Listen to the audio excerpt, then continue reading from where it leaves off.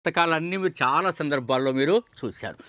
నేను ఈ రోజున శాతవాహనుల కాలం తీసుకుంటున్నా. ఆ శాతవాహనులకు సంబంధించి ఒక గొప్ప టాపిక్‌ని మీ ముందుకు తీసుకొచ్చేటువంటి ప్రయత్నం. ఎన్ని కొత్త పాయింట్లు చెప్తానో చూద్దాం.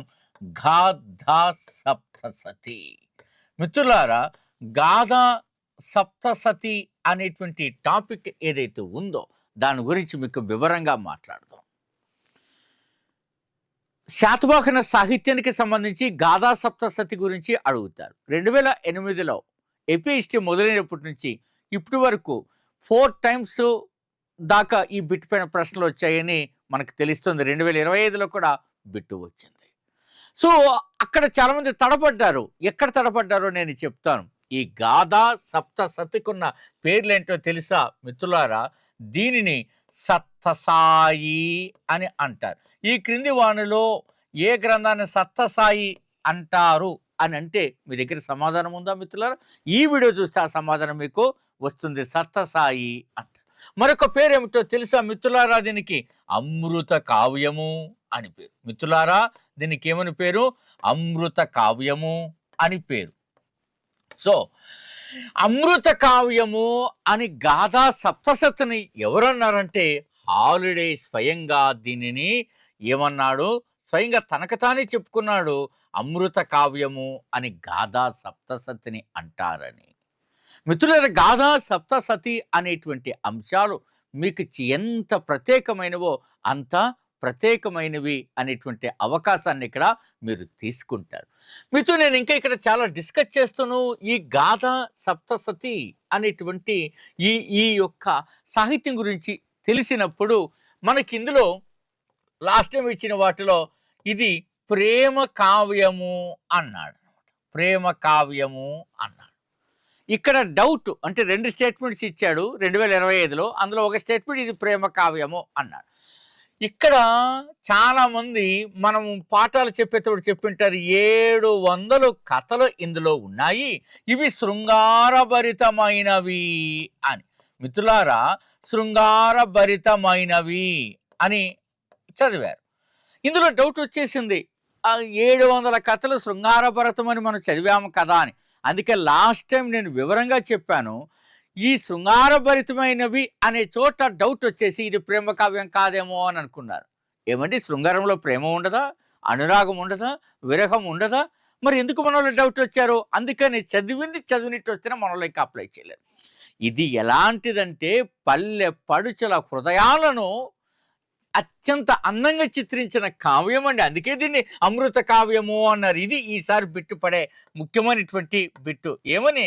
పల్లె పడుచుల హృదయాలను. ఇది లాస్ట్ టైం నేను చెప్పాను, యూట్యూబ్లో కూడా ఉంటుంది, మీరు చూడొచ్చు. హృదయాలను ఆవిష్కరించినటువంటిది. అది మీరు తప్పనిసరిగా చదవాల్సిందే మిత్రులారా. కానీ ఈ గ్రంథం గురించి మీరు ఏమైనా మాట్లాడితే ఒకంత ఆసక్తికరంగా ఉంటుంది. ఏంటో తెలుసా? హాలుడు ఈ గ్రంథాన్ని రాశాడా అంటే చాలామంది చరిత్రకారుల అభిప్రాయము హాలుడు రాసినవి ఉన్నాయి, సంకలనము చేసినవి ఉన్నాయి. అందుకే ఇవి 700 కథలు లేక గాథలు అన్నారు. మిత్రులారా, ఇందులో ఎవరెవరు ఉన్నారంటే అటు పురుష రచయితలు, స్త్రీ రచయితలు చాలామంది దీంట్లో ఉన్నారు. ఇది చాలా ఆసక్తికరమైనది. అవి ఎప్పుడైనా అడిగేటువంటి అవకాశం మీకు ఉంటుంది. చూడండి మిత్రులారా, కుందపుత్ర చాలా చాలా చాలా ఇంపార్టెంట్. కుందపుత్ర, మృగాంక.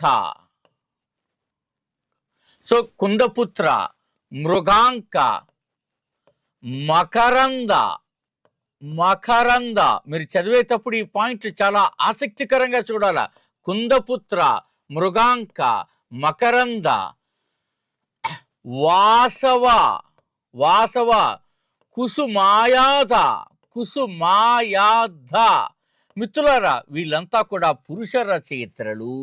అదే రకంగా మనకు మాధవి, శశిప్రభ లాంటి స్త్రీ రచయితలు కూడా ఈ యొక్క గాథా సప్తసతి రచనకు తోడ్పాటును అందించారని చెప్తారు. These are the very important point మిత్రులారా. కుందపుత్ర, మృగాంక, మకరంద, వాసవ, కుసు, మాయాద, మాధవి, శశిప్రభ లాంటి రచయితలంతా కలిశారు. హాలుడు దాన్ని సంకలనం చేశారు. హాలుడికి మీరందరూ కూడా ఒక చిన్న జీకే బిట్టు చదువుకుంటారు, కవివత్సలుడు అని. మరి ఇందులో ఈ గ్రామీణ ప్రజల యొక్క హృదయాలను చిత్రించినటువంటి ఒక అద్భుతమైనటువంటి రసకావ్యమైనటువంటి ఈ యొక్క గాథా సప్తసతి అనేటువంటిది ఎవరు దీని గురించి మనకు విశేష కృషి చేశారు. చాలా చాలా ఇంపార్టెంట్ మిత్రులారా. దీనికి సంబంధించి చాలా విశేషమైనటువంటి కృషి చేసిన వారు ఎవరో తెలుసా మిత్రులారా? వారు వెబర్ అనేటువంటి అతను. ఈ వెబర్ అనేటువంటి అతను ఎవరైతే ఉన్నారో ఇతను గాథా సప్తసతికి సంబంధించి అనేకమైనటువంటి సంకలనాలను పరిష్కరించి దాన్ని ఒక చోటుకు చేర్చి దాన్ని ప్రచురింప చేశారు. అదే ప్రస్తుతం మనకు అందుబాటులో ఉన్నది మిత్రులారా. కాబట్టి దీన్ని పరిశోధన చేసినటువంటి గొప్పవాడెవడు? వెబర్ అనేటువంటి అతను మనకు చాలా చాలా చాలా ఇంపార్టెంట్. సో జర్మనీ నుండి దీన్ని ప్రచురింపజేశాడు అని కూడా చదువుకుంటారు. ఇది గాథా సప్తసతికి సంబంధించినటువంటిది. కానీ ఈ గాథా సప్తసతి ఏ భాషలో రాయబడి ఉన్నది? మహారాష్ట్రీ ప్రాకృతములో రాయబడి ఉన్నదట ఈ యొక్క గాథా సప్తసతి. మరి దీని కాలం ఏది అంటే క్రీస్తు శకం 1వ శతాబ్దంగా చరిత్రకారులు గుర్తించడం జరిగినదని మీరు అర్థం చేసుకుంటారు మిత్రులారా. క్రీస్తు శకం 1వ శతాబ్దానికి చెందినటువంటి మహారాష్ట్రీ ప్రాకృతం. అప్పటికే మహారాష్ట్రీ ప్రాకృతం అనేది కావ్యరచనకు అర్హమైన భాషగా దాని గుర్తింపు పొందడం మూలన మహారాష్ట్రీ ప్రాకృతంలో హాలుడు రాయడము జరిగినది. ఈ హాలుడు రాసిన దాంట్లో ప్రేమ ఉన్నది, అనురాగం ఉన్నది, విరహం ఉన్నది, శృంగారం ఉన్నది. అదే రకంగా అందులో పల్లె పడుచుల హృదయాల యొక్క వాటి సౌందర్యవంతంగా చిత్రణ ఉన్నది అని చెప్పేసి కూడా మనకు పేర్కొంటున్నారు మిత్రులారా. అటువంటి గొప్పమైనటువంటి ఈ అంశం గురించి హాలుడు రాసిన దీని గురించి మనం చెప్తే ఈ ప్రాకృతం అనేటువంటిది తాజాగా భారత ప్రభుత్వం 11 భాషలకు శాస్త్రీయ హోదా ఇస్తే అందులో ప్రాకృతము కూడా ఒక్కటి. ఇది మీరు ఎప్పుడైనా గమనించాలా? భారతదేశంలో శాస్త్రీయ హోదా కలిగిన భాషల సంఖ్య ఎంత అంటే 11 ప్రస్తుతం. మీరు ఎప్పుడైతే ఈ వీడియో చూస్తారో ఇప్పుడు పర్వాలే 2026 సంవత్సరం వరకు, ఆ తర్వాత ఎవరైనా చూస్తే ఇది మీరు ఎగ్జామ్కి వెళ్ళినప్పుడు శాస్త్రీయ హోదా కలిగిన భాషల సంఖ్యని చెక్ చేసుకొని వెళ్ళండి. ప్రస్తుతం 11, అందులో ప్రాకృతము 1. దట్సార్. ఇంతటి హోదా, ఇంతటి ఘనత, ఇంతటి కావ్య రచనకు అర్హతమైనది. కాబట్టి హాలుడు దీన్ని ప్రాకృతంలోకి ఎంచుకోవడం, ప్రాకృత భాషను ఎంచుకోవడం, దట్టు మహారాష్ట్రీ ప్రాకృతం అనేది ఆ రోజు ప్రజల వరకు చేరువైనటువంటి భాష కాబట్టి దీన్ని ఎంచుకోవడం జరిగిందని మీరు అర్థం చేసుకోవాలి.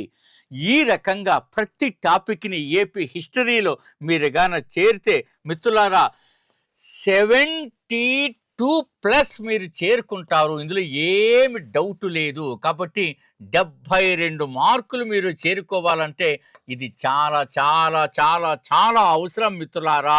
టార్గెట్ 72 పెట్టిన మినిమం 65 వచ్చినా మనల్ని కొట్టేవాడు. ఫస్ట్ పేపర్ 130 కొట్టి సెకండ్ పేపర్ 90, 100 కొడితే గ్రూప్ 2 పోస్ట్ డీటీ గ్యారంటీగా వస్తుంది. ఇది మిత్రులారా. మీకు గత వీడియోలో కూడా మనం చదివిన 25 పుస్తకాలు ప్లస్ 3 యాడ్ 28 చూపించాను. అట్లా అన్ని పుస్తకాల నుంచి వచ్చి 3 దశాబ్దాలుగా మనం కొనసాగుతున్నాం. This is doctor Gopal Reddy. హిస్టరీలో PhD చేయడం, సో అనేకమైనటువంటి సబ్జెక్టుల పట్టుతోటి దీన్ని చేయడం జరుగుతుంది. సో మీరు దీన్ని ఉపయోగించుకోవటాన్ని ఆశిస్తూ all the very best, me doctor Gopal Reddy.